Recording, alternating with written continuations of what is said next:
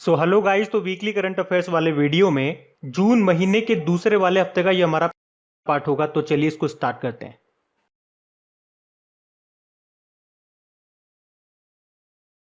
तो पहला प्रश्न पूछा जा रहा है कि ग्लोबल लिवेबिलिटी रैंकिंग 2021 में पहले स्थान पे कौन सा शहर रहा है। तो आंसर होगा ऑकलैंड। तो इस इंडेक्स में बताया गया है कि जो रहने योग्य जो शहर हैं उसमें टॉप पे कौन सा शहर है, और इस इंडेक्स का नाम है ग्लोबल लिवेबिलिटी इंडेक्स, और इसे जारी कौन करता है? इकोनॉमिस्ट इंटेलिजेंस यूनिट, जिसका हेडक्वार्टर है लंदन में। तो इसमें पहले स्थान पे ऑकलैंड है, जो कि न्यूजीलैंड का शहर है, और ये दुनिया में रहने योग्य सबसे अच्छा शहर है इस इंडेक्स के अनुसार। सेकेंड नंबर पे जापान का ओसाका है, और सबसे खराब यानी कि सबसे लास्ट में कौन है? तो 140वें नंबर पे है दमिश्क, जो कि है सीरिया का शहर।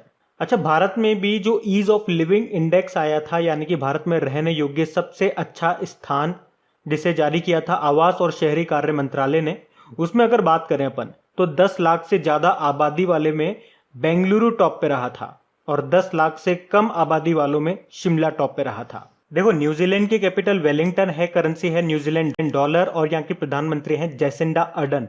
और जेसिंडा अर्डन से आपको याद होगा, अभी फॉर्च्यून की वर्ल्ड टॉप 50 ग्रेटेस्ट लीडर्स 2021 की सूची आई थी, उसमें ये टॉप पे रही थी। फिर बताइए, हाल ही में जारी क्यूएस वर्ल्ड यूनिवर्सिटी रैंकिंग 2022 में टॉप पे कौन सी भारतीय यूनिवर्सिटी है? तो आंसर होगा आईआईटी बॉम्बे। तो ये जो अभी क्यूएस वर्ल्ड यूनिवर्सिटी रैंकिंग 2020-21 आई है, इसमें याद रखना टॉप 200 में 3 भारतीय यूनिवर्सिटी हैं, आईआईटी बॉम्बे, आईआईटी दिल्ली और IISc Bengaluru. IIT Bombay 177 number पे है, आईआईटी दिल्ली 185 नंबर पे है, और आईआईएससी बेंगलुरु 186 नंबर पे। अब यहाँ पे एक और पॉइंट आपको याद रखने की जरूरत है। ये जो आईआईएससी बेंगलुरु है, ये रिसर्च के मामले में पूरे वर्ल्ड में टॉप पे रहा है, और ये पहली बार है जब किसी इंडियन इंस्टीट्यूट ने रिसर्च या फिर किसी भी अन्य पैरामीटर में टॉप किया हो। तो ये भी आप ध्यान रखना। और वैसे इस क्यूएस वर्ल्ड यूनिवर्सिटी रैंकिंग में टॉप पे कौन है? तो एमआईटी है, Massachusetts institute of technology USA में है। सेकंड पे ऑक्सफोर्ड यूनिवर्सिटी है। और इससे पहले आपको याद होगा, Times Higher Education Asia University ranking 2021 आई थी, उसमें चाइना का सिंधुआ यूनिवर्सिटी था, और भारत में आईआईएससी बेंगलुरु टॉप पे था, जो उस लिस्ट में 37 नंबर पे था। और उससे पहले central for world university ranking 2021-22 आई थी, उसमें टॉप पे हार्वर्ड यूनिवर्सिटी था। भारत में आईआईएम अहमदाबाद टॉप पे था, जो उस लिस्ट में 415वें नंबर पे था। चलो, एक प्रश्न का आप मुझे जवाब दे दो। अभी जो राष्ट्रीय शिक्षा नीति 2020 आई थी, उसे किस समिति की सिफारिश पे लागू किया गया था? तो आंसर होगा कस्तूरी रंगन समिति। और दूसरा प्रश्न का जवाब दो, पहला राज्य कौन सा बन गया, यही बता दो, नई राष्ट्रीय शिक्षा नीति को लागू करने वाला। तो आंसर क्या होगा आपका? हिमाचल प्रदेश, ये याद रखना। अच्छा बताइए, हाल ही में जारी घरेलू मूल्य सूचकांक में भारत किस स्थान पे रहा, यानी कि ग्लोबल होम प्राइस इंडेक्स में? तो आंसर होगा 55वें स्थान पे। तो भारतीय संपत्ति बाजार नाइट फ्रैंक के वैश्विक घरेलू मूल्य सूचकांक 2021 के पहले तिमाही में भारत 55वें स्थान पे रहा है। इसमें भारत 2020 में 43 नंबर पे था, और अभी 55 नंबर पे है। इसका मतलब ये हुआ कि 2020 की तुलना में भारत में घरों की कीमतों में 1.6% की कमी आई है, नाइट फ्रैंक के अनुसार। और इस इंडेक्स में टोटल 56 देश शामिल है, जिसमें से भारत 55 पे है। तो भारत से नीचे बस एक ही देश है, कौन सा? स्पेन। और टॉप पे है टर्की। ये लगातार 5वें साल इस इंडेक्स में टॉप पे रहा है। अभी आपको याद होगा, एनीमिया मुक्त भारत इंडेक्स 2020-21 आया था, उसमें मध्य प्रदेश टॉप पे था। और अभी परफॉर्मेंस ग्रेडिंग इंडेक्स आया था, उसमें टॉप पे था पंजाब। बाकी ग्लोबल एनर्जी ट्रांजिशन इंडेक्स 2021 जो आया था, यानी कि वैश्विक ऊर्जा संक्रमण सूचकांक, जिसको वो वर्ल्ड इकोनॉमिक फोरम जारी करता है, इसमें भारत 87 नंबर पे था, टॉप पे स्वीडन था। और वर्ल्ड प्रेस फ्रीडम इंडेक्स की बात करेंगे, जिसको रिपोर्टर्स विदाउट बॉर्डर जारी करता है, उसमें भारत 142 नंबर पे रहा, टॉप पे नॉर्वे था। और इसी तरह से एक वर्ल्ड हैप्पीनेस इंडेक्स भी आया था, जिसमें 139 नंबर पे था भारत, टॉप पे फिनलैंड था, इसको यूनाइटेड नेशन जारी करता है। और अभी भ्रष्टाचार धारणा सूचकांक 2020 करप्शन परसेप्शन इंडेक्स आया था, उसमें भारत 86 नंबर पे था, और टॉप पे 2 देश थे, न्यूजीलैंड और डेनमार्क। तो ये भी ध्यान रखना। अच्छा बताइए, हाल ही में फोर्ब्स के द्वारा जारी भारत श्रेणी में विश्व सर्वश्रेष्ठ बैंकों की 2021 की सूची में टॉप पे कौन है? तो आंसर होगा डीबीएस बैंक। मतलब भारत में जितने भी नेशनल या इंटरनेशनल बैंक है ना, उनमें टॉप पे है डीबीएस बैंक, लगातार दूसरे साल इसमें टॉप पे है, जबकि दूसरे स्थान पे केरल में स्थित CSB बैंक रहा। तीसरे नंबर पे ICICI, चौथे नंबर पे HDFC और पांचवे पे कोटक महिंद्रा बैंक, छठे पे रहा एक्सिस बैंक और सातवें पे जाके है SBI। इस लिस्ट को जारी करता है फोर्ब्स। बाकी देखो DBS बैंक से कुछ पॉइंट आपको याद दिला दूं कि अभी DBS बैंक इंडिया को हाल ही में एशिया मनी के द्वारा इंडियाज बेस्ट इंटरनेशनल बैंक 2021 पुरस्कार दिया था। उसके अलावा लगातार 12वें साल न्यूयॉर्क के ग्लोबल फाइनेंस ने 2020 के लिए भी DBS को सेफिएस्ट बैंक इन एशिया का पुरस्कार दिया था और ग्लोबल फाइनेंस की तरफ से इसे 2020 के लिए तीसरी बार लगातार best bank in the world का पुरस्कार भी दिया गया था। जबकि 2019 में फाइनेंशियल पब्लिकेशन यूरो मनी की ओर से इसे वर्ल्ड बेस्ट बैंक का पुरस्कार मिला था। बताइए, हाल ही में जारी रिपोर्ट के अनुसार 2020 में बिटकॉइन निवेश में लाभ प्राप्त करने में टॉप पे कौन सा देश है? तो आंसर होगा USA। तो मैनहट्टन न्यूयॉर्क में स्थित एक ब्लॉकचेन एनालिसिस कंपनी है चैनलिसिस, और जिसने अपनी रिपोर्ट में बताया कि अमेरिका में व्यापारियों को 2020 में बिटकॉइन निवेश में 4.1 अरब डॉलर का प्रॉफिट हुआ है, जो सबसे ज्यादा है। उसके बाद चाइना के व्यापारी 1.1 अरब डॉलर के लाभ के साथ दूसरे स्थान पर है। मतलब पहले स्थान पे USA, दूसरे स्थान पे चाइना, तीसरे पे जापान। भारत इसमें 18वें स्थान पे है। और बिटकॉइन से रिलेटेड सारे पॉइंट्स मैं आपको कई बार बता चुका हूं। चलो एक प्रश्न का जवाब दे दो, किस देश ने क्रिप्टो करेंसी बिटकॉइन को लीगल करेंसी अभी घोषित कर दिया? बताओ। अच्छा बताइए, हाल ही में जारी AISHE 2019-20 की रिपोर्ट के अनुसार पिछले 5 सालों में छात्रों के नामांकन में कितने प्रतिशत की बढ़ोतरी हुई है? तो आंसर होगा 11.4%। हमारे जो शिक्षा मंत्री हैं वर्तमान में कौन? रमेश पोखरियाल निशंक। उन्होंने अखिल भारतीय उच्च शिक्षा सर्वेक्षण यानी कि all India survey on higher education 2019-20 की रिपोर्ट को जारी किया और उसमें कहा कि पिछले 5 सालों में यानी कि 2015-16 से लेके 2019-20 तक हायर एजुकेशन में सभी छात्रों का सकल नामांकन अनुपात यानी कि ग्रोस एनरोलमेंट रेशो वो 11.4% बढ़ा है। जबकि केवल महिलाओं की बात करेंगे तो उनका नामांकन जो है वो 18.2% बढ़ा है। और छात्र और शिक्षक अनुपात कितना है? मतलब एक शिक्षक पे कितने छात्र हैं? तो वो रेशो है 26:1। 26:1 का रेशो है, एक शिक्षक पे 26 छात्र। और इसमें बताया गया क्या कि PhD की संख्या में भी 60% की वृद्धि हुई है, जबकि BTech और MTech कार्यक्रमों में काफी गिरावट देखी गई है। अच्छा, अभी आपको याद होगा न्यू एजुकेशन पॉलिसी 10+2 के स्थान पर 5+3+3+4 मॉडल लेकर के आई है। और न्यू एजुकेशन पॉलिसी को किस समिति की सिफारिश पे? कस्तूरी रंगन समिति। और इसको लागू करने वाला पहला राज्य आपका हिमाचल प्रदेश है। अच्छा बताइए, हाल ही में कौरसेरा की वैश्विक कौशल रिपोर्ट ग्लोबल स्किल्स रिपोर्ट 2021 में भारत किस स्थान पे? 67 नंबर पे है। इसमें टॉप पे है स्विट्जरलैंड, सेकंड पे लग्जमबर्ग, तीसरे पे ऑस्ट्रिया। भारत 67 नंबर पे। बाकी अभी घरेलू मूल्य सूचकांक ग्लोबल होम प्राइस इंडेक्स 2021 जो आया था उसमें भारत 55 नंबर पे है। टॉप पे टर्की है। और वर्ल्ड प्रेस फ्रीडम इंडेक्स जो आया था जिसमें भारत, और टॉप पे नॉर्वे था। जबकि वर्ल्ड हैप्पीनेस इंडेक्स में भारत 139 नंबर पे है। टॉप पे फिनलैंड है। कुछ और इंडेक्सेस आपको याद दिलाऊं तो ग्लोबल एनर्जी ट्रांजिशन इंडेक्स 2021 जो आया था उसमें भारत 87 नंबर पे था। टॉप पे स्वीडन था। उसको हिंदी में बोलेंगे वैश्विक ऊर्जा संक्रमण सूचकांक, जिसको वर्ल्ड इकोनॉमिक फोरम जारी करता है। बाकी भ्रष्टाचार धारणा सूचकांक 2020, करप्शन परसेप्शन इंडेक्स 2020 जिसमें भारत 86 नंबर पे है। टॉप पे न्यूजीलैंड है और डेनमार्क है। बाकी एनीमिया मुक्त भारत सूचकांक 2020-21 आया, उसमें टॉप पे मध्य प्रदेश है। और अभी नीति आयोग ने जो सस्टेनेबल डेवलपमेंट गोल इंडेक्स जारी किया उसमें टॉप पे केरल रहा। और परफॉर्मेंस ग्रेडिंग इंडेक्स में टॉप पे पंजाब रहा था। तो ये सारे याद रखना, ये भी करंट अफेयर्स में बने हुए थे, इनको याद रखना। आप पढ़ते आगे।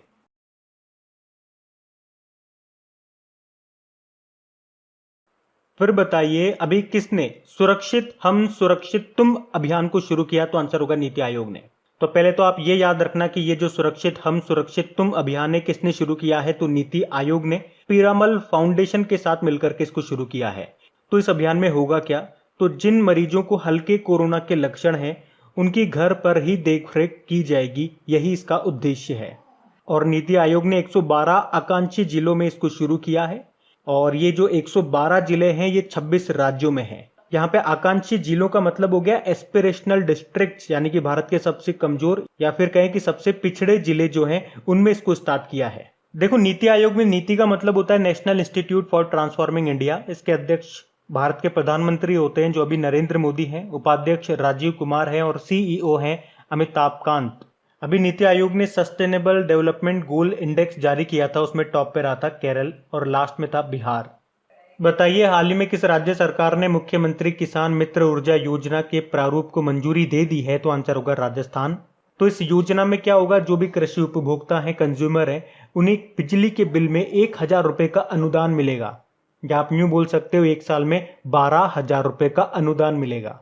पर याद रखना, मान लो अगर किसी का बिजली का बिल 1,000 रुपए से कम है तो जो बची हुई राशि हो गई ना, वो उसके अकाउंट में डाल दी जाएगी। जैसे कि मान लो 700 रुपए का बिल आया और सरकार को 1,000 रुपए का अनुदान देना है, तो 300 रुपए जो बच गए ना, वो 300 रुपए उसके अकाउंट में डाल दिए जाएंगे ताकि बिजली बचत को बढ़ावा मिल सके।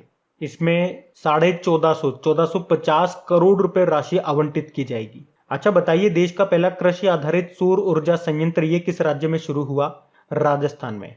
कुसुम योजना के अंतर्गत ये शुरू हुआ था। राजस्थान के जो जयपुर है राजधानी, उसके कोटपुतली तहसील में ये स्थापित किया गया था। बाकी जैव ईंधन नीति को लागू करने वाला पहला राज्य भी आपका राजस्थान है।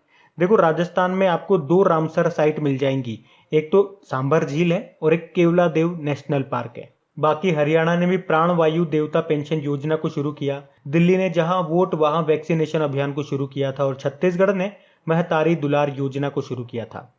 राजस्थान की कैपिटल जयपुर है, जिसे पिंक सिटी बोलते हैं। वर्ल्ड हेरिटेज साइट में इसको शामिल किया जा चुका है। मुख्यमंत्री अशोक गहलोत हैं, यहाँ के गवर्नर हैं कलराज मिश्र और इंद्रजीत मोहंती यहाँ के चीफ जस्टिस हैं। अच्छा बताइए, अभी किस बैंक ने कवच पर्सनल लोन योजना को शुरू किया? तो आंसर होगा एसबीआई ने। तो अभी एसबीआई ने लोगों को कोविड के इलाज में आर्थिक तंगी का सामना न करना पड़े, उसके लिए ये कवच पर्सनल लोन योजना को शुरू किया है, जिसमें कम इंटरेस्ट रेट पर लोन दिया जाएगा। और कोविड के इलाज के लिए इसमें कितने का 5 लाख रुपए तक का लोन दिया जाएगा। केवल 8.5% की ब्याज देना होगा। कितने महीनों के लिए? 60 महीनों तक के लिए। और इसमें 3 महीनों की मोहलत भी शामिल है। और इसका उद्देश्य सिर्फ इतना सा है कि ग्राहकों को कोविड-19 उपचार के लिए चिकित्सा खर्चों को पूरा करने में मदद करना। अभी डीबीएस बैंक आपको पता है, वैसे तो ये सिंगापुर में इसका हेडक्वार्टर है। और अभी फोर्ब्स ने भारत में सर्वश्रेष्ठ बैंक की 2021 की जो सूची जारी की थी, उसमें डीबीएस बैंक इंडिया टॉप पे रहा था। बंधन बैंक के एमडी सीईओ अभी सीएस घोष को पुनः बनाया गया है। और इक्विटास स्मॉल फाइनेंस बैंक की बात करेंगे तो एनआरआई ग्राहकों को ऑनलाइन खाता खोलने की सुविधा देने वाला पहला स्मॉल फाइनेंस बैंक बना था ये।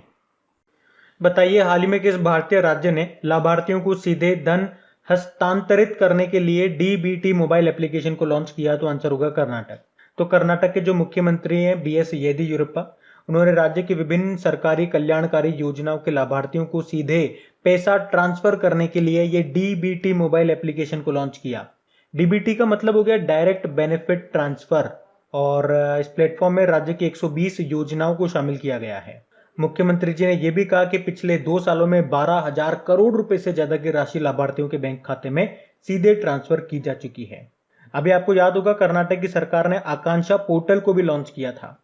उसके अलावा मैं आपको बताऊं तो अभी झारखंड सरकार ने अमृत वाहिनी और चैटबॉट एप्लीकेशन को लॉन्च किया था।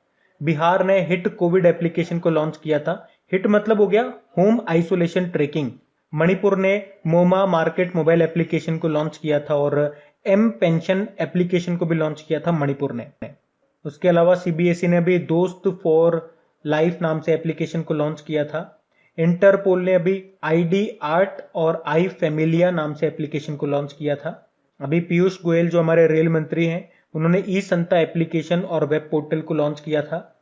तो ये भी आप ध्यान रखें। बढ़ते हैं आगे।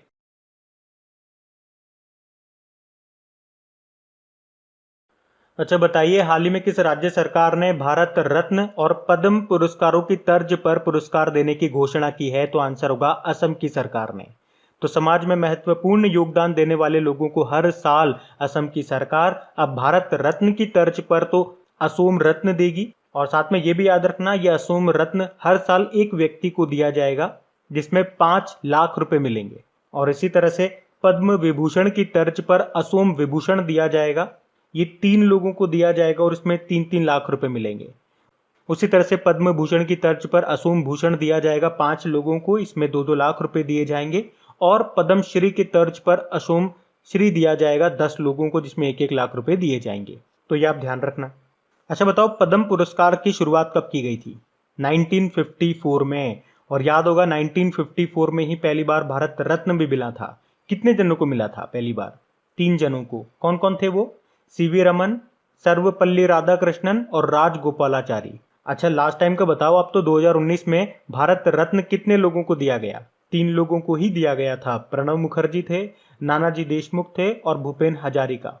अच्छा अगर 2021 में बात करें तो आप बताओ, किस देश के पूर्व प्रधानमंत्री को पद्म विभूषण से सम्मानित किया गया? तो आंसर होगा जापान के पूर्व प्रधानमंत्री थे शिंजो अबे, उनको। और इसी तरह से 2020 में किस देश के पूर्व प्रधानमंत्री को पद्म विभूषण मिला था? तो आंसर होगा मॉरिशस के। क्या नाम था उनका? अनिरुद्ध जगन्नाथ था और इनका भी निधन भी हो गया, तो ये पॉइंट भी ध्यान रखना आप।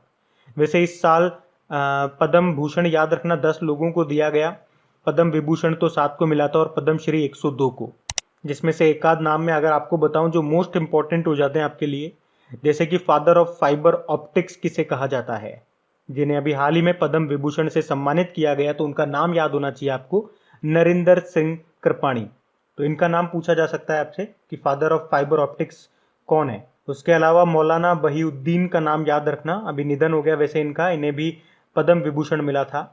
और एसपी बाला सुब्रमण्यम का नाम याद रखो, संगीतकार थे ये, इन्हें भी पद्म विभूषण मिला था। देखो असम की कैपिटल दिसपुर है, मुख्यमंत्री है कौन? नए बन गए हिमंत बिस्वा शर्मा, गवर्नर है जगदीश मुखी। अच्छा असम का शास्त्रीय नृत्य कौन सा है? सत्रिया है। अभी पुटोला नाच यहाँ पे शुरू हुआ था असम में ही, कोरोना के खिलाफ जागरूकता फैलाने के लिए इसको स्टार्ट किया था, तो ये भी ध्यान रखना। बढ़ते आगे। अच्छा बताइए, हाल ही में किसे पेन पिंटर प्राइज 2021 से सम्मानित किया गया? तो आंसर होगा टिस्सी डेंगारेम्गा को। ये जिम्बाब्वे की लेखिका हैं, इनका नाम है टिस्सी डेंगारेम्गा, जिन्हें पिछले साल भ्रष्टाचार के विरोध में जिम्बाब्वे की जो कैपिटल है हरारे, वहां से गिरफ्तार किया गया था। और अभी उन्हें उनकी बुक है ability to capture and communicate vital truth even amidst time of upheaval के लिए पेन पिंटर पुरस्कार 2021 से सम्मानित किया गया है। पेन पिंटर पुरस्कार की बात करेंगे तो इसकी स्थापना 2009 में नोबेल पुरस्कार विजेता नाटककार हैरोल्ड पिंटर की याद में की गई थी, और हर साल लेखकों या फिर कवियों को ये सम्मान दिया जाता है। बाकी Thomas Vijayan nature TTL photographer of the year 2021 का अवार्ड मिला इन्हें।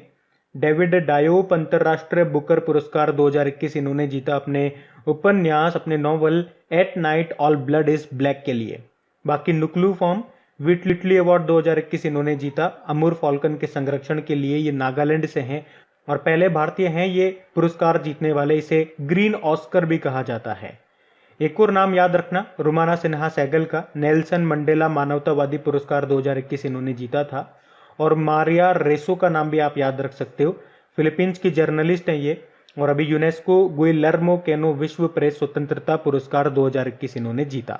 बताइए हाल ही में किसने ग्रीन प्रेन्योर अवार्ड 2021 को जीता? तो आंसर होगा डॉक्टर चारू खोसला ने। तो पंजाब के चितकारा यूनिवर्सिटी की सहायक डीन है ये डॉक्टर चारू खोसला, जिन्होंने फिक्की के द्वारा आयोजित प्रतिष्ठित ग्रीन प्रेन्योर अवार्ड 2021 को जीत लिया है। तो ऊर्जा प्रबंधन में उनके अनुकरणीय कार्य के लिए उन्हें यह सम्मान दिया गया। बाकी नुक्लू फॉर्म, तो ये बड़ा इंपॉर्टेंट नाम है, हर बार मैं आपको बताता हूँ ये, क्योंकि आपके एग्जाम में पूछा जाएगा ये प्रश्न, देख लेना। और इन्हें मिला है विटली अवार्ड 2021, जिसे ग्रीन ऑस्कर भी कहते हैं, और ये अवार्ड पाने वाले ये पहले भारतीय बने हैं, नागालैंड के हैं। अमूर फॉल्कन के संरक्षण के लिए मिला इन्हें सम्मान। बाकी डॉक्टर पैट्रिक अमोत WHO के कार्यकारी बोर्ड के अध्यक्ष बने, केन्या से हैं ये। और रणजीत सिंह डिसाले ये महाराष्ट्र से हैं। 2020 में ग्लोबल टीचर पुरस्कार जीतने वाले पहले भारतीय बने थे ये। और अभी एक बार फिर से इनका नाम न्यूज में रहा, क्योंकि विश्व बैंक के शिक्षा सलाहकार इनको बनाया गया। फिर बताइए हाल ही में किसे एशिया पैसिफिक उत्पादकता चैंपियन पुरस्कार से सम्मानित किया गया? तो आंसर होगा RS सोडी को। तो अमूल के मैनेजिंग डायरेक्टर प्रबंध निदेशक हैं RS सोडी, जिनको बढ़ी हुई उत्पादकता और कुशल दूध आपूर्ति श्रृंखला के लिए एशियाई उत्पादकता संगठन टोक्यो जापान ने उन्हें एशिया पैसिफिक उत्पादकता चैंपियन पुरस्कार से सम्मानित किया है। और 20 सालों के बाद ये पुरस्कार जीतने वाले ये पहले भारतीय हैं। RS सोडी इनका नाम है। और ये अवार्ड उन्हें दिया जाता है जिन्होंने एशिया प्रशांत क्षेत्र में उत्पादकता को आगे बढ़ाने में महत्वपूर्ण योगदान दिया हो। और आपको बता दूं, अभी हमने पढ़ा भी था कि इन्हें इंटरनेशनल डेयरी फेडरेशन के बोर्ड के लिए चुना गया था। अच्छा, डेविड डायोप का नाम, अभी अंतरराष्ट्रीय बुकर पुरस्कार 2021 इन्होंने जीता, तो इनका नाम आपको याद होगा, ये फ्रांस के हैं। इन्होंने अपने novel at night all blood is black के लिए ये पुरस्कार जीता। Thomas Vijayan, nature TTL photographer of the year 2021 का अवार्ड जीता इन्होंने। और Robert Irwin, wildlife photographer of the year 2021 मिला इन्हें। ये ऑस्ट्रेलिया के हैं और बुश फायर जो इन्होंने तस्वीर ली थी उसके लिए इनको ये सम्मान मिला था। फिर बताइए, हाल ही में किस भारतीय मूल की पत्रकार ने 2021 के लिए पुलित्जर पुरस्कार जीता है? तो आंसर होगा मेघा राजगोपालन। तो भारतीय मूल की पत्रकार हैं ये मेघा राजगोपालन, जिनको 2021 के लिए पुलित्जर पुरस्कार से सम्मानित किया गया है। और अब की बार ये 105वां पुलित्जर पुरस्कार है जो कि 22 श्रेणियों में दिया जाता है। और मेघा राजगोपालन को किस श्रेणी में, किस कैटेगरी में ये अवार्ड मिला? तो इंटरनेशनल रिपोर्टिंग कैटेगरी में। ये जो पुलित्जर पुरस्कार है ना, ये दुनिया में पत्रकारिता जगत का सबसे बड़ा पुरस्कार इसे माना जाता है। इसे यूएसए के द्वारा दिया जाता है। और मेघा ने अपने रिपोर्ट्स के जरिए चीन के डिटेंशन कैंपों की सच्चाई दुनिया के सामने रखी थी। उन्होंने सैटेलाइट तस्वीरों का विश्लेषण करके बताया था कि चाइना ने कैसे लाखों की संख्या में उइगर मुसलमानों को कैद करके रखा हुआ है, और उसी के लिए इनको ये पुरस्कार मिला। इनके अलावा एक और भारतीय मूल के पत्रकार हैं जिन्हें मिला ये पुलित्जर पुरस्कार, जिनका नाम है नील बेदी। उन्हें स्थानीय रिपोर्टिंग कैटेगरी में यह अवार्ड मिला। बाकी रुमाना सिन्हा सहगल, नेल्सन मंडेला मानवतावादी पुरस्कार 2020 जीता इन्होंने। नुक्लू फॉर्म, फिर आ गए नुक्लू फॉर्म, व्हीटली अवार्ड 2021 इन्होंने जीता। रट लो ये अब आप, जिसे ग्रीन ऑस्कर भी कहा जाता है। नागालैंड के हैं ये, अवार्ड जीतने वाले पहले भारतीय हैं। अमूर फॉल्कन के संरक्षण के लिए इनको मिला सम्मान। अच्छा, अगर मैं आपसे पूछूं ग्रेमी पुरस्कार का संबंध किससे है? संगीत के क्षेत्र में वो दिया जाता है। और एवेल पुरस्कार का संबंध गणित से है। गणित का नोबेल पुरस्कार उसे कहा जाता है। फिर बताइए, हाल ही में यूके एशियन फिल्म फेस्टिवल 2021 में किस भारतीय अभिनेत्री ने सर्वश्रेष्ठ अभिनेत्री का पुरस्कार जीता है? तो आंसर होगा तिलोत्तमा सोम। तो भारतीय अभिनेत्री हैं ये तिलोत्तमा सोम, जिन्होंने यूके एशियन फिल्म फेस्टिवल 2021 में सर्वश्रेष्ठ अभिनेत्री का पुरस्कार जीता है। इनकी फिल्म है राहगीर द वेफेयर्स, उसमें अपनी भूमिका के लिए ये पुरस्कार जीता। ये फिल्म झारखंड के परिवेश पर आधारित है और इस फिल्म के निर्देशक हैं गौतम घोष। ये यूके एशियन फिल्म फेस्टिवल, ये इसका 23वां संस्करण था। और ये जो गौतम घोष है ना, उन्होंने इस फिल्म फेस्टिवल में बेस्ट डायरेक्टर का अवार्ड जीता है इस फिल्म के लिए। बाकी आपको याद होगा 67th नेशनल फिल्म अवार्ड्स की हमने बात की थी, जिसमें छिछोरे मूवी को बेस्ट फिल्म का अवार्ड मिला था, और मनोज बाजपेयी और धनुष को बेस्ट एक्टर का अवार्ड मिला था, और कंगना रनौत को बेस्ट एक्ट्रेस का अवार्ड मिला था।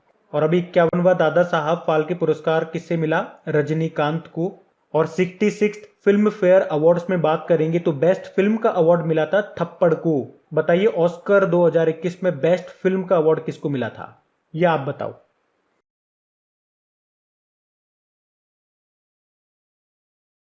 अच्छा बताइए, हाल ही में एलआईसी के अध्यक्ष का कार्यकाल अभी 2022 तक बढ़ा दिया गया है। नाम क्या है उनका? एमआर कुमार इनका नाम है। तो एलआईसी के चेयरमैन हैं ये एमआर कुमार, और अभी इनका जो कार्यकाल है वो मार्च 2022 तक बढ़ा दिया गया है। बाकी अजय त्यागी, ये सेबी के हेड है। सेबी का हेडक्वार्टर मिलेगा आपको मुंबई में, और सिडबी का हेडक्वार्टर कहाँ पे मिलेगा आपको? वो लखनऊ में मिलेगा। और अभी उसके नए अध्यक्ष भी बन गए थे, कौन? एस रमन। बाकी टीवी नरेंद्रन, ये भी कॉन्फेडरेशन ऑफ इंडियन इंडस्ट्री के अध्यक्ष बने हैं, और इन्होंने किनका स्थान लिया? उदय कोटेक का स्थान लिया। बाकी उदय शंकर ये फिक्की के अध्यक्ष बने हैं। अच्छा बताइए, हाल ही में किसे यूनाइटेड नेशन में शेफ दे कैबिनेट के रूप में नामित किया गया? तो आंसर होगा के नागराज नायडू को। तो के नागराज नायडू ये संयुक्त राष्ट्र में भारत के उप स्थायी प्रतिनिधि हैं। और अभी आपको याद भी होगा कि यूनाइटेड नेशन जनरल असेंबली के 76th सेशन के नए अध्यक्ष बने थे, कौन? अब्दुल्ला शाहिद, जो कि मालदीव के विदेश मंत्री हैं। और अभी उन्होंने ही के नागराज नायडू को अपना शेफ दे कैबिनेट नियुक्त किया है। शेफ दे कैबिनेट एक वरिष्ठ अधिकारी होता है जो शीर्ष अधिकारी के सहायक या निजी सचिव के रूप में काम करता है। बाकी अनूप चंद्र, ये भारत के अभी नए चुनाव आयुक्त इलेक्शन कमिश्नर बने थे। और अभी नए चीफ इलेक्शन कमिश्नर मुख्य चुनाव आयुक्त कौन बने थे? सुशील चंद्र। और बाकी हितेंद्र दवे की बात करेंगे, HSBC इंडिया के नए CEO बने। अरुण कुमार मिश्रा ये राष्ट्र मानवाधिकार आयोग ह्यूमन राइट कमीशन के नए अध्यक्ष बने। चलो आप लोग मुझे बताइए, अभी जो भारत है ये United nation economic and social council यानी कि संयुक्त राष्ट्र आर्थिक और सामाजिक परिषद में शामिल हो गया कितने सालों के लिए? 3 सालों के लिए, 2022 से लेके 2024 तक के लिए। इसका हेडक्वार्टर न्यूयॉर्क में है और इसमें टोटल सदस्य हैं 54। अच्छा बताइए, यूनाइटेड नेशन सिक्योरिटी काउंसिल में भारत को किस देश के स्थान पे चुना गया था? इंडोनेशिया के स्थान पे। और इस तरह से 8वीं बार भारत को चुना गया 2 सालों के लिए। संयुक्त राष्ट्र में मैं आपको बता चुका हूँ 6 अंग होते हैं, 6 बॉडी होती है और इन 6 अंगों में से 5 का हेडक्वार्टर तो आपको न्यूयॉर्क में मिल जाएगा और एक बॉडी है इंटरनेशनल कोर्ट जिसका हेडक्वार्टर आपको न्यूयॉर्क के बाहर मिलेगा। कहाँ पे? हेग, नीदरलैंड में। यूनाइटेड नेशन के सेक्रेटरी जनरल कौन है? एंटोनियो गुतेरेस हैं, पुर्तगाल से हैं और इसमें टोटल मेंबर कंट्रीज है 193 और सबसे नया मेंबर कौन सा बना था? South Sudan. बढ़ते आगे, बताइए हाल ही में मंगोलिया के राष्ट्रपति कौन बने हैं? तो आंसर होगा उखना खुरेलसुख। मंगोलिया के पूर्व प्रधानमंत्री रहे हैं ये उखना खुरेलसुख, जो अभी देश के 6ठे लोकतांत्रिक रूप से चुने गए राष्ट्रपति बन गए हैं। बाकी इसाक हरजोग ये इजराइल के प्रेसिडेंट बने।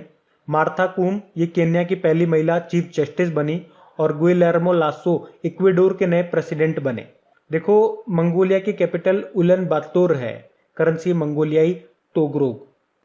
अच्छा, अभी आरबीआई के किस डेप्यूटी गवर्नर का कार्यकाल 2 सालों के लिए बढ़ा दिया? तो आंसर होगा महेश कुमार जैन। अब ये 2023 तक अपने पद पर बने रहेंगे। देखो, 4 डेप्यूटी गवर्नर मिलेंगे आपको आरबीआई में। एक तो ये महेश कुमार जैन हो गए, एक माइकल देवव्रत पात्रा है, एक ये टी रविशंकर अभी नए बने थे, बीपी कानूनगो की जगह आए थे, और एक एम राजेश्वर राव है। आरबीआई की स्थापना होती है 1 अप्रैल 1935 को और स्थापना के समय इसका हेडक्वार्टर कोलकाता में था, लेकिन वर्तमान में इसका हेडक्वार्टर मुंबई में है। और इसका राष्ट्रीयकरण कब हुआ था? 1 जनवरी 1949 को। यहाँ के गवर्नर का नाम क्या है? शक्तिकांत दास है। और कौन से नंबर के हैं? तो 25वें नंबर के। अच्छा, फिर बताइए माई लैब ने किसे अपना ब्रांड एम्बेसडर बनाया? तो आंसर होगा अक्षय कुमार को। तो बायोटेक्नोलॉजी कंपनी है माई लैब डिस्कवरी सॉल्यूशन जिसने अक्षय कुमार को अपना ब्रांड एम्बेसडर बनाया। और ये वही माई लैब है जो हमने पढ़ा था कि पुणे स्थित माई लैब ने देश की पहली कोविड-19 सेल्फ टेस्ट किट को लॉन्च किया था, कोविशेल्फ नाम से, जिससे आप घर बैठे ही कोरोना की जांच कर सकते हैं। अभी अक्षय कुमार वैसे पगार बुक के भी ब्रांड एम्बेसडर बने थे। बाकी विश्वनाथ आनंद ये हमारे पहले ग्रैंड मास्टर हैं और राजीव गांधी खेल रत्न पुरस्कार सबसे पहले इनको ही मिला था 1991-92 में। अभी world wide fund India environment के ये ब्रांड एम्बेसडर बने थे। Sachin Tendulkar Paytm first games के बने और सोनू सूद एसर इंडिया के बने थे। अभी पंजाब सरकार ने इन्हें पंजाब में लोगों को टीकाकरण के लिए प्रेरित करने के लिए भी ब्रांड एम्बेसडर बनाया था और चुनाव आयोग ने भी सोनू सूद को पंजाब का स्टेट आइकॉन बनाया था। बताइए हाल ही में इलाहाबाद हाईकोर्ट के मुख्य न्यायाधीश के रूप में किसे नियुक्त किया गया? तो आंसर होगा संजय कुमार यादव को। और इन्हें शपथ किसने दिलाई? उत्तर प्रदेश के गवर्नर आनंदीबेन पटेल ने। उत्तर प्रदेश का हेडक्वार्टर आपको मिलेगा इलाहाबाद में और इलाहाबाद का नाम वैसे अभी बदलकर प्रयागराज हो गया है। बाकी रणजीत सिंह डिसाले 2020 में ग्लोबल टीचर पुरस्कार पाने वाले पहले भारतीय थे। अभी वर्ल्ड बैंक के शिक्षा सलाहकार इनको बनाया गया। Jagjit Pavadia international narcotics control board के अध्यक्ष बनाया गया इनको और इंटरनेशनल नारकोटिक्स कंट्रोल बोर्ड का हेडक्वार्टर वियना ऑस्ट्रिया में है। उदय शंकर ये फिक्की के नए अध्यक्ष बने थे। अच्छा, भारत में टोटल कितने हाई कोर्ट हैं बताओ? 25 हैं। 25वां बना था आंध्र प्रदेश का अमरावती हाई कोर्ट। अच्छा, अगर आपसे पूछें कि सुप्रीम कोर्ट की पहली महिला न्यायाधीश कौन है तो फातिमा बीबी आंसर कर देना। और पहली महिला न्यायाधीश कौन है? अन्ना चांडी है, ये केरल हाई कोर्ट में थी। और अगर आपसे पूछे कि हाई कोर्ट की पहली महिला चीफ जस्टिस कौन थी तो लीला सेठ थी, हिमाचल प्रदेश हाई कोर्ट में। और सुप्रीम कोर्ट में क्या कोई महिला न्यायाधीश रही है? तो आंसर होगा नहीं। तो बता दो फिर सुप्रीम कोर्ट के पहले चीफ जस्टिस का नाम क्या है? हीरालाल जे कानिया। वर्तमान में कौन है? एस रमन्ना है 48 नंबर के। चलो एक प्रश्न ये बताओ कि सुप्रीम कोर्ट के उन चीफ जस्टिस का नाम आपको बताना है जो कार्यवाहक प्रधानमंत्री भी रह चुके हैं। तो आंसर होगा मोहम्मद हिदायतुल्ला। 1969 में ये कार्यवाहक प्रधानमंत्री भी रहे थे। अभी तेलंगाना हाईकोर्ट की पहली महिला चीफ जस्टिस कौन बनी है? हिमा कोहली बनी है। तो ये सारे इंपॉर्टेंट पॉइंट मैंने आपको बताए और कई बार बताता हूँ, इनको याद रखना। बार बार रिपीट करने का मेरा मकसद यही है कि आपको ये याद हो जाए, एक्स्ट्रा रिवीजन नहीं करना पड़े आपको, यही आपका मैक्सिमम रिवीजन हो जाए। तो मेरी तो कोशिश यही रहती है, लेकिन फिर भी मैं आपसे रिक्वेस्ट करूंगा, अगर सेशन अच्छा लगता है, कोशिश अच्छी लगती है, तो प्लीज वीडियोस को शेयर जरूर करा करें। वीडियोस हमारे चल नहीं पा रहे हैं, इनको व्यूज नहीं मिल पा रहा, रेस्पॉन्स नहीं मिल पा रहा है। तो कभी कभी क्या होता है, अंदर से आवाज आती है कि बस अब नहीं। तो एक मोटिवेशन की जरूरत होती है हर इंसान को, चाहे वो कोई भी काम कर रहा हो। तो प्लीज इसे शेयर जरूर करा करें। जो भी आपका स्टडी ग्रुप हो गया, व्हाट्सएप पे, फेसबुक पे या टेलीग्राम यूज करते हैं तो वहां पे इसे शेयर जरूर करें। और लाइक करना मत भूलना अगर अभी भी लाइक ना किया हो तो। और अगर इस वीडियो को फर्स्ट टाइम देख रहे हैं तो आप इस चैनल को सब्सक्राइब कर लीजिए, और सब्सक्राइब करने के बाद में पास में बेल आइकन को जरूर प्रेस कीजिएगा, ताकि इस तरह के इंपॉर्टेंट आपको वीडियोस टाइम टू टाइम मिल सकें। अभी बढ़ते हैं आगे। फिर बताइए, अभी हाल ही में तैराकी महासंघ के नए अध्यक्ष के रूप में किसे चुना गया है? तो आंसर होगा हुसैन अल मुसल्लम को। तो अभी हुसैन अल मुसल्लम, इन्हें अभी अंतरराष्ट्रीय तैराकी महासंघ यानी कि फीना, मतलब इंटरनेशनल स्विमिंग फेडरेशन का अध्यक्ष चुना गया है। ये कुवैत से है। और इंटरनेशनल स्विमिंग फेडरेशन यानी कि फीना का हेडक्वार्टर कहां पर है? लुसेन, स्विट्जरलैंड में, जहां पे इंटरनेशनल ओलंपिक कमेटी का भी है। बाकी Narendra Batra international hockey federation के दोबारा से अध्यक्ष चुना गया इनको। हेमंत बिस्वा शर्मा, यह भी बैडमिंटन एसोसिएशन ऑफ इंडिया के अध्यक्ष हैं, जिनको अभी 2021 से लेकर 2025 तक के लिए बैडमिंटन वर्ल्ड फेडरेशन का सदस्य चुना गया है। बाकी मेघा राजगोपालन भारतीय मूल की पत्रकार हैं, जिन्होंने 2021 के लिए पुलित्जर पुरस्कार जीता है इंटरनेशनल रिपोर्टिंग कैटेगरी में। फिर बताइए, फुटबॉल एसोसिएशन की पहली महिला अध्यक्ष कौन बनी है? तो आंसर होगा डेबी हेविट। तो अभी इंग्लिश फुटबॉल एसोसिएशन ने डेबी हेविट को 158 साल पहले गठित इस खेल की राष्ट्रीय संस्था की पहली महिला प्रमुख के रूप में चुना है। याद रखना, ये पहली महिला प्रमुख होंगी, यहाँ की डेबी हेविट इनका नाम है। ये ग्रेग क्लार्क का स्थान लेंगी। बाकी सूरज सिंह माथुर, ये स्वतंत्र भारत के पहले ओलंपियन थे, इनका भी निधन हो गया। मार्था कूम, ये केन्या की पहली महिला चीफ जस्टिस बनी है। और डॉक्टर पैट्रिक अमोथ, केन्या के ये भी WHO के कार्यकारी बोर्ड के अध्यक्ष बने। ये तो केन्या से ये दो नाम मोस्ट इंपॉर्टेंट हो जाते हैं अभी आपके लिए।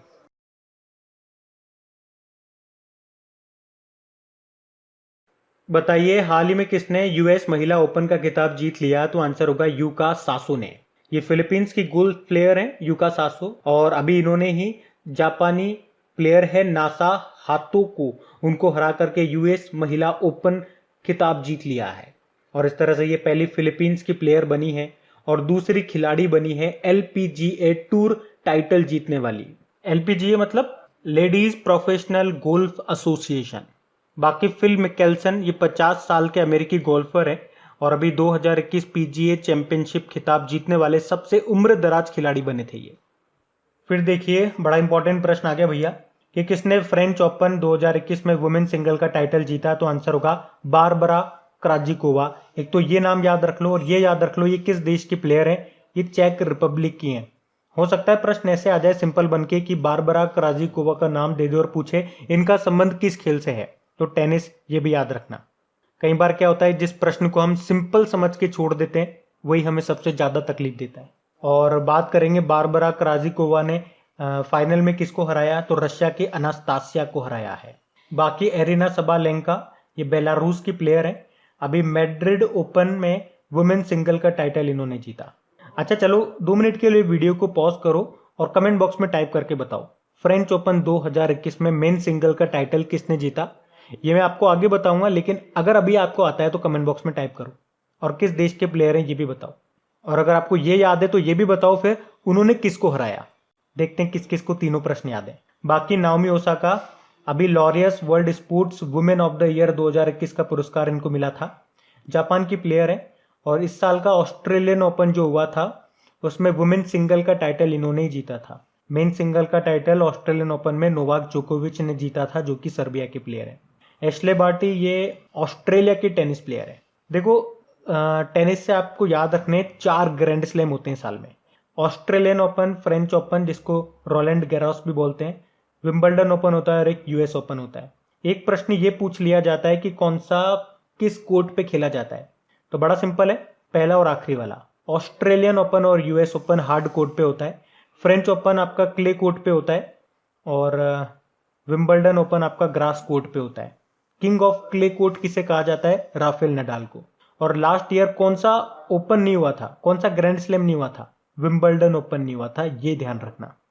अच्छा, फिर बताइए किसने फ्रेंच ओपन 2021 में मेन सिंगल का टाइटल जीता? तो आंसर होगा नोवाक जोकोविच ने। चेक कीजिए आपने यही आंसर किया क्या। और ये किस देश के प्लेयर हैं? तो सर्बिया के ये प्लेयर हैं।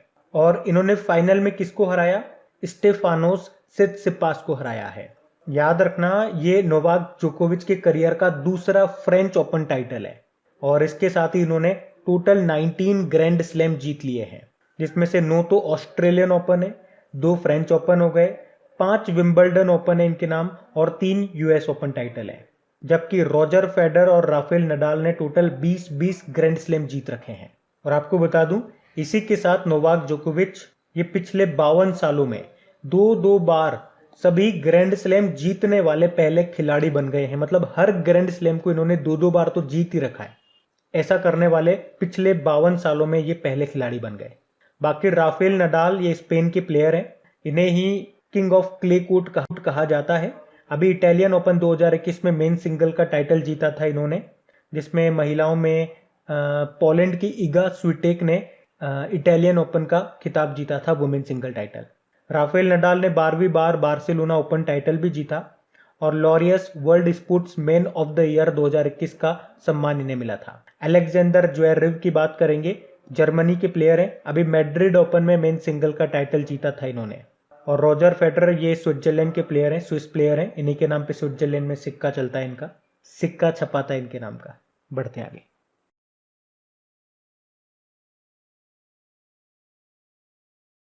अच्छा बताइए, अभी बाल श्रम के खिलाफ विश्व दिवस कब मनाया गया? तो आंसर होगा 12 जून को। तो बच्चों को श्रम के लिए बढ़ावा देने और काम पर रखने जैसी सामाजिक बुराई के बारे में जागरूकता बढ़ाने के लिए हर साल 12 जून को world day against child labour के रूप में मनाया जाता है। इसकी थीम थी act now and child labour. वैसे इंटरनेशनल लेबर डे कब मनाया जाता है? तो 1 मई को। और इंटरनेशनल लेबर ऑर्गेनाइजेशन की स्थापना कब होती है? 1919 में। और इसे नोबेल शांति पुरस्कार कब मिला था? 1969 में। इसका हेडक्वार्टर जेनेवा स्विट्जरलैंड में है। इसके अध्यक्ष हैं गैर रैडर। अच्छा चलिए बताइए, बंधुआ मजदूरी को संविधान के किस अनुच्छेद के द्वारा प्रतिबंधित किया गया? तो आंसर होगा आर्टिकल 23। तो बंधुआ मजदूरी और मानव अंगों की तस्करी को भी इसी के तहत प्रतिबंधित किया गया है, ये भी आप ध्यान रख सकते हैं।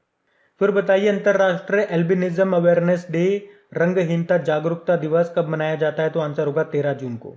इसकी थीम क्या थी? Strength beyond all odds. तो ये दिन जो है एल्बिनिज्म यानी कि रंगहीनता से पीड़ित लोगों के मानवाधिकारों के बारे में जागरूकता फैलाने के लिए मनाया जाता है। याद रखना कब? 13 जून को। और इसकी थीम याद रखना strength beyond all odds. Theme आप सबकी याद रखा करो। और हाँ, अगर डेज आपको याद नहीं होते हैं, सुनना ध्यान से, अगर डेज आपको याद नहीं होते हैं क्योंकि थीम इनकी पूछी जाती है, डेज वाला क्वेश्चन आपके एग्जाम में आता ही आता है, तो एक तो हमारी रिवीजन वाली जो क्लास है वो अटेंड करना स्टार्ट कर दें। अगर नहीं करते हो तो डेली के डेली 10 डेज को हम रिवाइज करते हैं। और कई बार आपके डेज रिपीट होंगे, ये मत सोचना एक बार क्लास अटेंड करोगे तो याद हो जाएगा। हम उन डेज को कई बार रिपीट करेंगे तो आपको वो याद हो ही जाएंगे।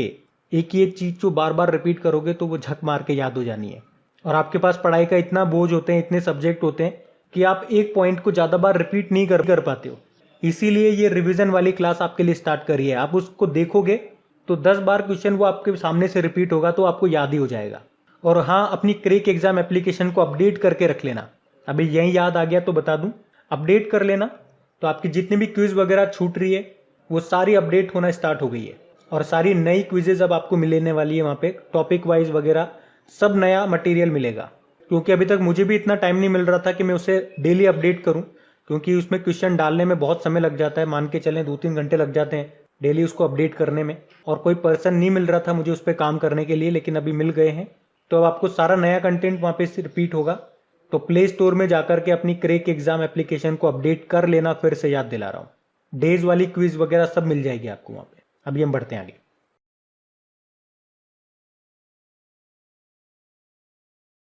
अच्छा बताइए, दुनिया की सबसे लंबी केबल फरमीना जिसका नाम है, इसका निर्माण किस कंपनी के द्वारा किया जा रहा है? तो आंसर होगा गूगल के द्वारा।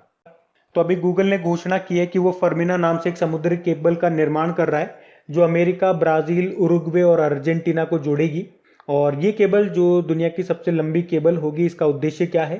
इन क्षेत्रों के बीच में इंटरनेट कनेक्शन की क्षमता को बढ़ाना। और ये जो केबल है ये अमेरिका के पूर्वी तट से अर्जेंटीना तक चलेगी और साउथ अमेरिका में यूजर्स के लिए गूगल की सेवाओं तक पहुंच में सुधार करेगी। इसी तरह से आपको याद होगा, रिलायंस जियो ये भारत को जोड़ने वाली सबसे बड़ी अंतर्राष्ट्रीय पनडुब्बी केबल प्रणाली का निर्माण करेगी। इसमें 2 साइबर केबल सिस्टम होंगी। पहली होंगी इंडिया एशिया एक्सप्रेस जो भारत को सिंगापुर से जोड़ेगी, मतलब सिंगापुर तक जाएगी ये केबल। और दूसरी होगी इंडिया यूरोप एक्सप्रेस जो भारत को मध्य पूर्व और यूरोप से जोड़ेगी। अच्छा, अगर आपसे एग्जाम में पूछा जाए फादर ऑफ फाइबर ऑप्टिक्स किसे कहते हैं, तो नरेंद्र सिंह कृपाणी को कहते हैं। जो फाइबर ऑप्टिक्स है वो किस प्रिंसिपल पे काम करता है, तो टोटल इंटरनल रिफ्लेक्शन, पूर्ण आंतरिक परिवर्तन। बाकी गूगल की स्थापना 1998 में होती है। हेडक्वार्टर कैलिफोर्निया यूएस में है। फाउंडर लेरी पेज और सर्जे बिन है और इसके वर्तमान में सीईओ सुंदर पिचई हैं। इसकी पेरेंट कंपनी अल्फाबेट है और उसके भी सीईओ सुंदर पिचई हैं। फिर बताइए कौन सा देश अपना पहला स्टील्थ नौसैनिक पोत बना रहा है, तो आंसर होगा रशिया। तो रशिया अपना पहला नौसैनिक जहाज बना रहा है जो पूरी तरह से स्टेल्थ टेक्निक से लेस होगा। तो स्टेल्थ टेक्निक से इस पोत का पता लगाना मुश्किल हो जाएगा, मतलब ये रडार की पकड़ में भी नहीं आएगा। इस जहाज को अगले साल यानी कि 2022 तक नौसेना को दे दिया जाने की उम्मीद है। अच्छा बताइए, भारत के पहले विध्वंसक जहाज डेस्ट्रॉयर का नाम क्या है? आईएनएस राजपूत, जिसे अभी डीकमीशन कर दिया गया। रशिया की कैपिटल मॉस्को है, करेंसी है रूबल, प्रेसिडेंट है व्लादिमीर पुतिन।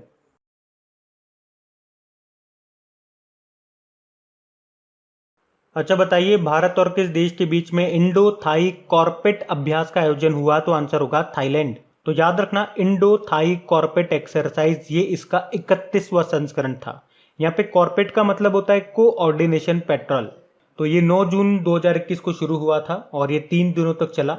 और कहाँ पे हुआ? अंडमान सागर में हुआ था। ये एक नौसैनिक अभ्यास है, नेवल एक्सरसाइज है। और इसमें भारत का अपतटीय गश्ती पोत है आईएनएस सरयू, इसने पार्टिसिपेट किया। अच्छा, अयोध्या किस नदी के किनारे स्थित है, तो सरयू नदी के किनारे स्थित है। बाकी थाईलैंड के साथ एक और एक्सरसाइज हम करते हैं, मैत्री एक्सरसाइज, वो भी ध्यान रखना।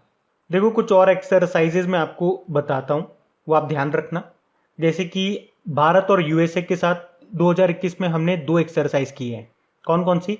वज्र प्रहार की है जो हिमाचल प्रदेश के बगलो में की है, और युद्ध अभ्यास नाम की एक्सरसाइज की है जो राजस्थान के बीकानेर में की है, महाजन फील्ड फायरिंग रेंज में।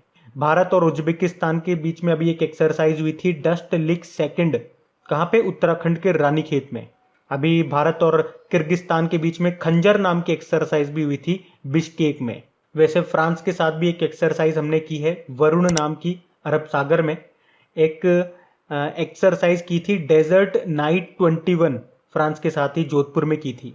बाकी अगर आपसे पूछा जाए कि मालाबार एक्सरसाइज ये किन देशों के बीच में होती है, भारत, जापान और अमेरिका, और पहली बार अभी ऑस्ट्रेलिया को भी इसमें शामिल किया था हमने। बाकी सूर्य किरण नाम की एक्सरसाइज हम नेपाल के साथ करते हैं। अजय वॉरियर नाम की एक्सरसाइज हम इंग्लैंड के साथ करते हैं। और मित्र शक्ति नाम की एक्सरसाइज किसके साथ करते हैं? श्रीलंका के साथ में। जबकि शक्ति नाम की एक्सरसाइज तो हम फ्रांस के साथ करते हैं। और अगर पूछा जाए गरुड़ शक्ति किसके साथ करते हैं, तो इंडोनेशिया के साथ में करते हैं। तो ये भी आप ध्यान रखना। वैसे थाईलैंड की कैपिटल बैंकॉक है, करेंसी बाहत है। बताइए, हाल ही में किस हवाई अड्डे का नाम बदलकर बाल ठाकरे के नाम पर रखा जाएगा, तो आंसर होगा नवी मुंबई अंतरराष्ट्रीय हवाई अड्डा। तो महाराष्ट्र ने नवी मुंबई इंटरनेशनल एयरपोर्ट का नाम शिवसेना के संस्थापक दिवंगत बाल ठाकरे के नाम पर रखा है। तो मुंबई में जो नवी मुंबई इंटरनेशनल एयरपोर्ट है उसका नाम शिवसेना के संस्थापक दिवंगत बाल ठाकरे के नाम पर रखा जाएगा। इसी तरह से आपको याद होगा, राज्य सरकार पहले ही मुंबई नागपुर समृद्धि एक्सप्रेसवे का नाम बाल ठाकरे के नाम पर रख चुकी है। और अभी महाराष्ट्र सरकार ने नागपुर में जो गोरेवाड़ा चिड़ियाघर है उसका नाम भी बाल ठाकरे के नाम पे रखा था। और औरंगाबाद हवाई अड्डे का नाम किनके नाम पे रखा गया? छत्रपति संभाजी महाराज। बताइए, स्वतंत्र भारत के पहले ओलंपियन का निधन हो गया, उनका नाम क्या है? सूरज सिंह माथुर।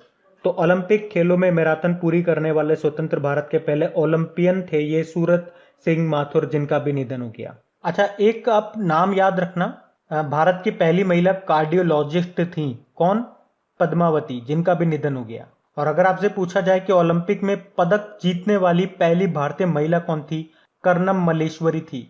वेट लिफ्टिंग में इन्होंने मेडल जीता था, ब्रोंज मेडल। फिर बताइए, हाल ही में किस देश ने क्रिप्टो करेंसी बिटकॉइन को देश की वैध मुद्रा यानी कि लीगल करेंसी घोषित कर दिया? तो आंसर होगा अल सल्वाडोर। तो इस तरह से अल सल्वाडोर ये विश्व का पहला देश बन गया है जिसने बिटकॉइन को लीगल करेंसी घोषित कर दिया। वैसे अल सल्वाडोर में कौन सी करेंसी चलती है? तो यूएस डॉलर चलती है। अल सल्वाडोर की कैपिटल सैन सल्वाडोर है, प्रेसिडेंट है नायब बुकेले। और आपको याद होगा मार्च में हम लोगों ने पढ़ा था मलेरिया मुक्त होने वाला मध्य अमेरिका का पहला और संपूर्ण अमेरिका का तीसरा देश बना था एल सल्वाडोर। बिटकॉइन तो ये क्रिप्टो करेंसी है, ऑनलाइन करेंसी आप इसे बोल दीजिए या फिर वर्चुअल करेंसी, क्योंकि इसे आप हाथ में नहीं ले सकते ना, डिजिटल चलती है ये। और अगर बताइए पूछा जाए आपसे कि बिटकॉइन का जनक किसे कहा जाता है, तो सातोशी नाकामोतो को कहा जाता है। ये जापान के हैं, 2009 में इन्होंने बनाया था इसे। ये विश्व की पहली क्रिप्टो करेंसी है। और अभी फेसबुक ने अपनी क्रिप्टो करेंसी का नाम बदल दिया, पहले लिब्रा था, बाद में क्या रख दिया? डायम नाम रख दिया। चलिए बताइए अभी किस देश ने क्रिप्टो करेंसी पर रोक लगा दी है? एक तो टर्की ने लगा दी थी, फिर चाइना ने भी लगा दी है। और आपको याद होगा जो यूके है ये ब्रिटकॉइन नाम से अपनी डिजिटल करेंसी बनाने की संभावना तलाश रहा है। क्रिप्टो करेंसी से इतने पॉइंट आप ध्यान रख सकते हैं। बढ़ते हैं आगे। अच्छा बताइए अभी देहिंग पटकाई को किस राज्य का 7वां राष्ट्रीय उद्यान बनाया गया? तो आंसर होगा असम का। तो असम ने अभी अपने Dehing Patkai wild life sanctuary को राज्य का 7वां नेशनल पार्क घोषित कर दिया है। और याद रखना इसे पूर्व का अमेजन भी कहते हैं क्योंकि यहाँ पर उष्ण कटिबंधीय आर्द्र सदाबहार वन मिलते हैं। चलो फिर आप मुझे बताओ अमेजन वर्षा वन ये कहाँ पे? ये ब्राजील में है, जिन्हें पृथ्वी के फेफड़े भी कहते हैं। तो याद रखना अब असम के पास टोटल 7 नेशनल पार्क हो चुके हैं। और अगर आपसे पूछा जाए कि देश में सबसे ज्यादा नेशनल पार्क के मामले में असम अब कौन से स्थान पे आ गया, तो तीसरे नंबर पे आ गया। सबसे ज्यादा नेशनल पार्क आपको मिलेंगे मध्य प्रदेश में, 11 नेशनल पार्क हैं। उसके बाद अंडमान निकोबार में, वहां पे 9 नेशनल पार्क हैं। और अब असम में 7 नेशनल पार्क हो गए और इस तरह से ये तीसरे स्थान पे आ गया।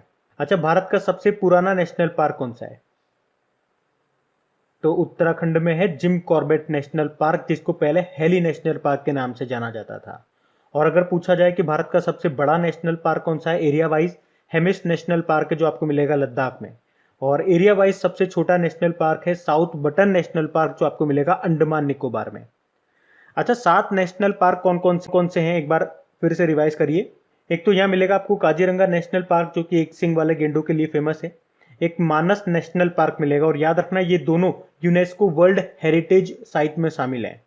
बाकी नामेरी नेशनल पार्क मिलेगा, औरंग नेशनल पार्क मिलेगा, डिब्रू शिखोवा नेशनल पार्क आपको यहाँ पे मिलेगा। तो ये तो 5 हो गए। अभी नया 6ठा नेशनल पार्क बना था। चलिए ये प्रश्न आप ही के लिए बनता है, 6ठा नेशनल पार्क अभी कौन सा बना था असम में, बताइए। फिर बताइए अभी हाल ही में भारत पे ये किस वर्ष तक आईसीसी इंटरनेशनल क्रिकेट काउंसिल का आधिकारिक भागीदार ऑफिशियल पार्टनर बन गया? तो आंसर होगा 2023 तक। अच्छा आप मुझे बताइए आईपीएल 2021 जो अब बाकी मैचेस हैं आपको पता है यूनाइटेड अरब अमीरात में होंगे। मैं पूछ रहा हूं आईपीएल 2021 का टाइटल स्पॉन्सर कौन है? वीवो है। जबकि आईपीएल 2020 का कौन था टाइटल स्पॉन्सर? ड्रीम 11 था। बाकी भारत पे की सीईओ कौन है? अश्नीर ग्रोवर है। बताइए हाल ही में किस देश ने कोरोना में देखभाल के लिए ग्रेस नाम से एक रोबोट तैयार किया? तो आंसर होगा हांगकांग ने। तो हांगकांग की एक कंपनी है हैंसेन कंपनी और उसने अभी कोरोना में देखभाल के लिए एक रोबोट बनाया है और इसका नाम रखा है ग्रेस। ये एक महिला नर्स है। तो ये क्या करेगी? तो ये कोविड-19 के जो मरीज आइसोलेटेड हैं उनकी देखभाल करने का काम करेगी। और ये जो रोबोट है ये इंग्लिश और चाइनीज दोनों लैंग्वेज में बात कर सकेगी। अच्छा, हैंसेन से एक बायोलॉजी का प्रश्न आपसे पूछता हूँ। एक हैंसेन रोग होता है और हैंसेन रोग बताइए किसे कहा जाता है? कुष्ठ रोग को, लेप्रोसी को कहा जाता है जो कि बैक्टीरिया से होता है। चलो बताओ इमारतों का कुष्ठ रोग किसे कहते हैं? अम्लीय वर्षा को, एसिड रेन को। और रोबोट की बात है तो आपको याद होगा व्योमित्र के बारे में। ये महिला की तरह दिखने वाला हाफ ह्यूमनॉइड रोबोट था जिसे इसरो ने गगनयान मिशन पर काम करने के लिए बनाया था। और अभी आपको याद होगा सऊदी अरब ये सोफिया रोबोट को अपने देश की नागरिकता देने वाला पहला देश बना था और इस सोफिया रोबोट को भी इसी हैंसेन कंपनी ने ही बनाया था, है ना। तो ध्यान रखना ये भी।